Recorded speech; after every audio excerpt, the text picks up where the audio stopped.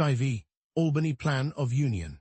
Block in 1754, war with France being again apprehended.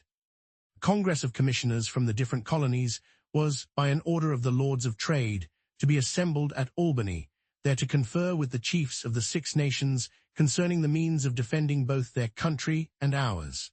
Governor Hamilton, having received this order, acquainted the House with it, requesting they would furnish proper presents for the Indians to be given on this occasion, and naming the Speaker Mr. Norris and myself to join Mr. Thomas Penn and Mr. Secretary Peters as commissioners to act for Pennsylvania.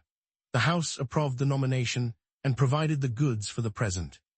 And though they did not much like treating out of the provinces, and we met the other commissioners at Albany about the middle of June.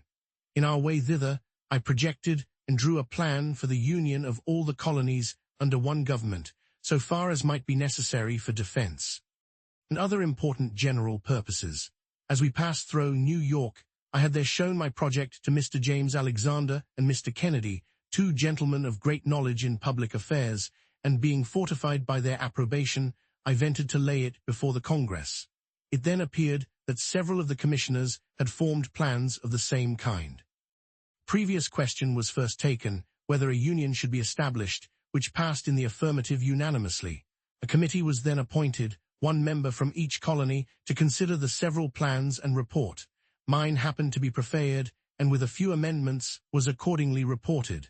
By this plan, the general government was to be administered by a President General, appointed and supported by the Crown, and a Grand Council was to be chosen by the representatives of the people of the several colonies, met in their respective assemblies.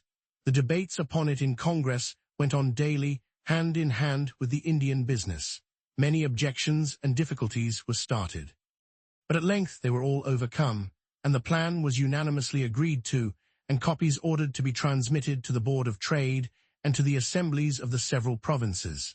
Its fate was singular. The assemblies did not adopt it, as they all thought there was too much prerogative in it. And in England, it was judged to have too much of the democratic.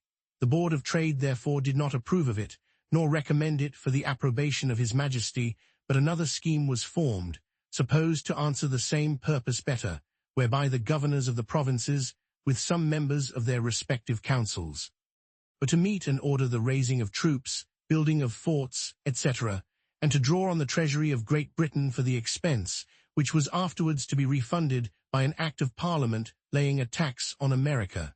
My plan, with my reasons in support of it, is to be found among my political papers that are printed. Being the winter following in Boston, I had much conversation with Governor Shirley upon both the plans. Part of what passed between us on the occasion may also be seen among those papers.